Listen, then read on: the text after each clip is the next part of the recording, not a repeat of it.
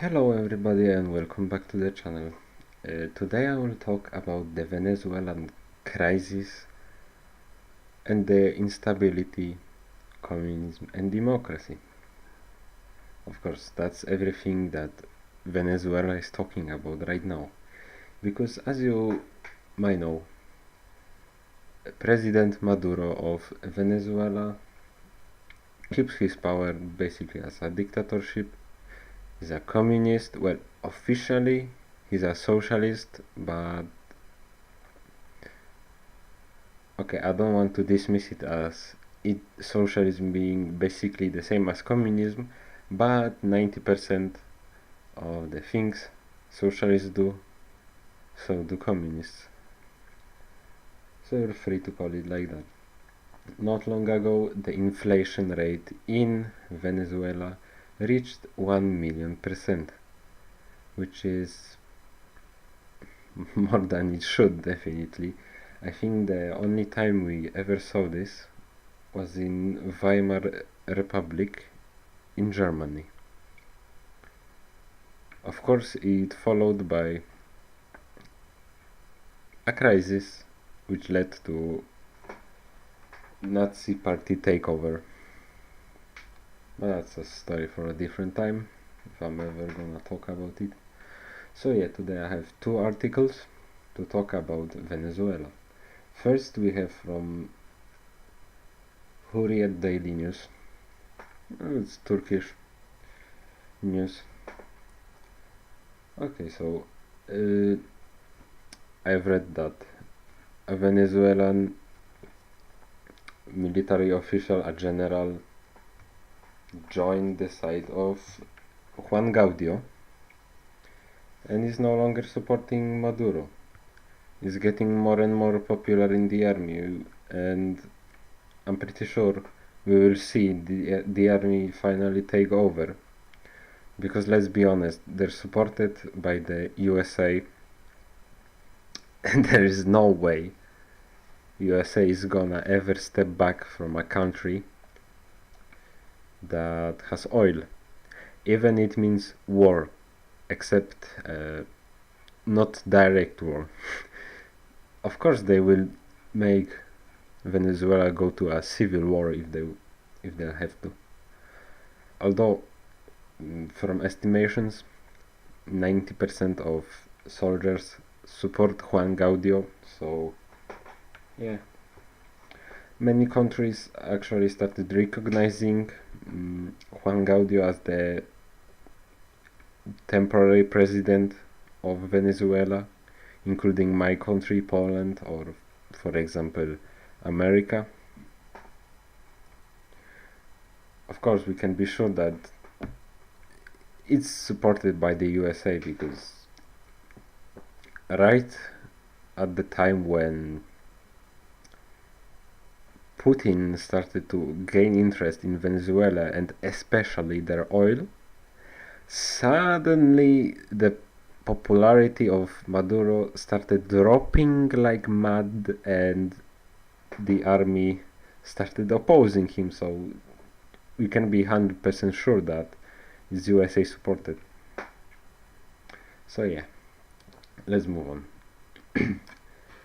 An active duty Venezuelan army colonel who is a military doctor has dropped his allegiance to President Nicolas Maduro, backing opposition leader Juan Guaido instead. 90% of us in the armed forces are really unhappy, said Colonel Ruben Paz Jimenez said in a video released on February 9th. We are being used to keep them in power. Well, of course, now they're being mad at it. Only now. But before nah, it was fine. Everything was fine. You know, everybody is a communist until the money keeps coming. If it stops or there is a bigger money, you stop being a commie. He urged his fellow soldiers to help him allow humanitarian aid into Venezuela. The shipment of US aid is currently in Cúcuta, Colombia on the border. Maduro has vowed to the I'm sorry for my pronunciation. Maduro has vowed to prevent the aid from entering, labeling it a precursor of a US invasion. Well, this is of course possible, but only if they had to. Of course, that would be very risky for the USA because that could lead into a bigger war. And of course, we do not want much war tension. They rather to go to a war indirectly by making Venezuela go to a civil war. But the of course, the preferred outcome is just a military coup or Maduro stepping down. A week ago, Air Force General Francisco Yanez also dropped his allegiance to Maduro. The military's background is critical to sway the power in Venezuela. Well, of course, the military always keeps power in a dictatorship. You always need a strong power to retain as a dictator. As Stalin said, the only real power comes out of a rifle. Which is true. I have to admit that. I think we can believe him because he was one of the worst dictators that haven't been ever overthrown. Unfortunately. Venezuela's self-proclaimed acting president Guaido on Friday refused to rule out the possibility of authorizing United States intervention to help force President Nicolás Maduro from power and alleviate a humanitarian crisis. The opposition leader launched a bid to oust Maduro last month, declaring himself interim president, a move recognized by the US and around 50 other countries, including 20 from the European Union. Of course, I can include my country as well. Well, that's obvious, we're in NATO. As well as we're trying to improve relations with the USA recently, so that just helps it. But we're talking about USA, not Poland right now. Under Maduro's stewardship, oil-rich Venezuela's economy has collapsed, leaving the country racked by hyperinflation, recession, and shortages of basic necessities such as food and medicine. Yeah, of course, it's communism. What do you expect? Now we move on to The Guardian. Donald Trump's top Latin America advisor has claimed there is not a single scenario in which Nicolás Maduro and his cronies are able to retain power in Venezuela.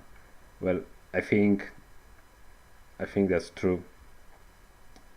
There is really not much countries that can stop a USA-supported coup, especially when your army is against you. The revolt against Maduro's regime is entering its fourth week, within the Venezuelan strongmen showing no sign of relinquishing power despite a startling and largely unforeseen challenge from a previously obscure opposition leader Juan Guaido. An anticipated large-scale military abandonment of Hugo Chávez's heir has not materialized despite Guaido, who is now recognized as Venezuela's legitimate interim president by most Western governments, repeatedly touring an amnesty for the armed forces. Well, of course, if you stop investing in the army and you're a dictator, nothing good will happen. You need strong power to retain it. And again, the only real power comes out of a rifle. However, in an interview with Latin American journalists in Washington, the National Security Council's senior director for Western Hemisphere Affairs insisted Maduro's demise was a foregone conclusion. Interesting. The path we are going down is irreversible. The question is no longer if Maduro accepts this or not, it's how long it will take him to accept it, Mauricio Claver Caron said. Oh, well, yeah. I'm not giving him more than 2 months, honestly. It's gonna go down. Well, hopefully for Venezuela is gonna go down without a civil war, because fucking hell, that's the last thing they would need. There is more fucking currency in Venezuela right now than toilet paper, and the toilet paper is worth more than the fucking currency. Actually, the fucking gold in World of Warcraft is worth like 7 times more than the Venezuelan currency, so great job, communism. Once again, we can see how great of a system this is.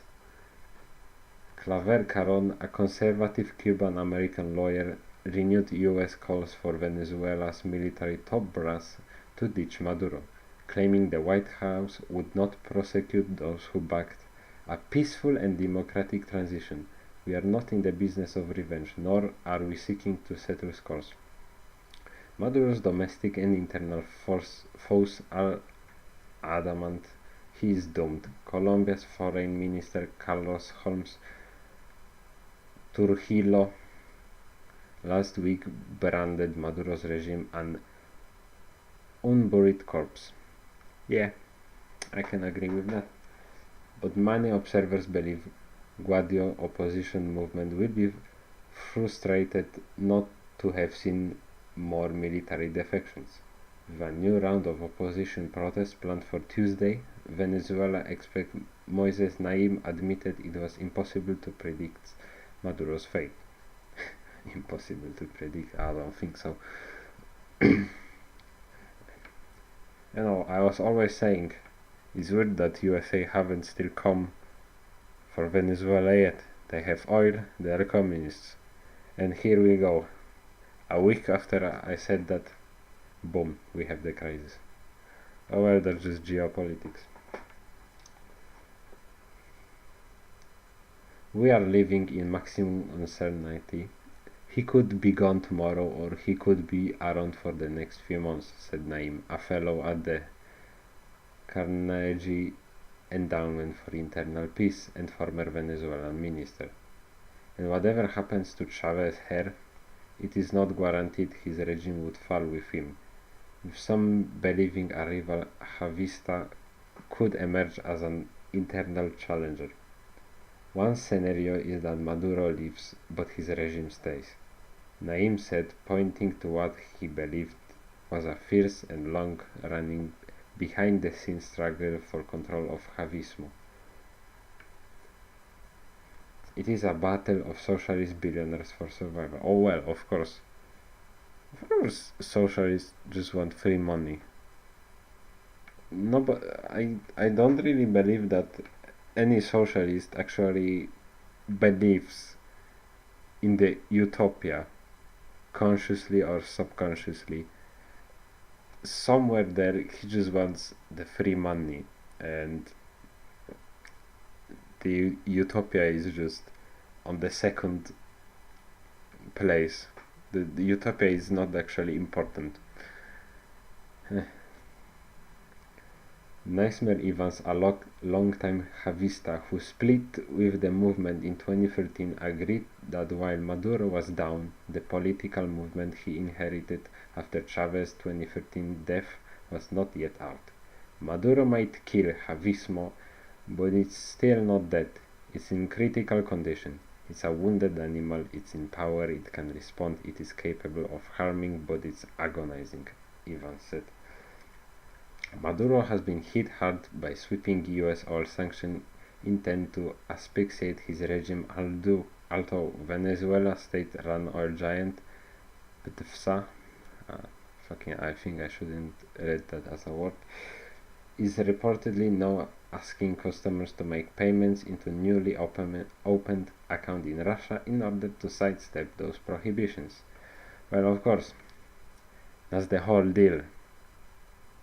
Why USA actually started to get interested in Venezuela, because they started getting interested in Russia.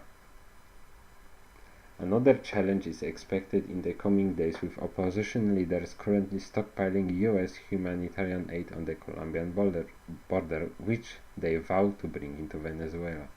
On Friday, Maduro insisted the aid convoy would not be allowed in, calling it a rotten gift, and an imperialist military provocation designed to destabilize his government. Well, of course, this is a possibility.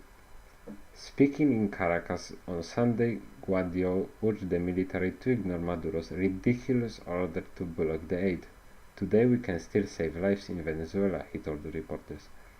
Guaido encoded Claver Caron's claim that the time was running out for Maduro. Every day that passes is a victory for democracy that brings us closer to the freedom of Venezuela. Hopefully, we can call it that. But for now, we'll have to wait. Hopefully Maduro will step down or a coup will happen.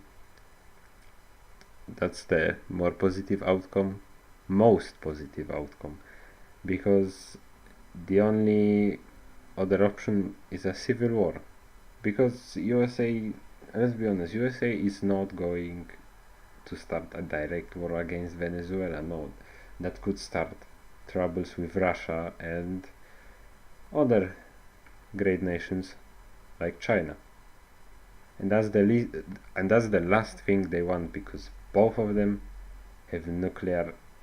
Both of them are a nuclear power, and that,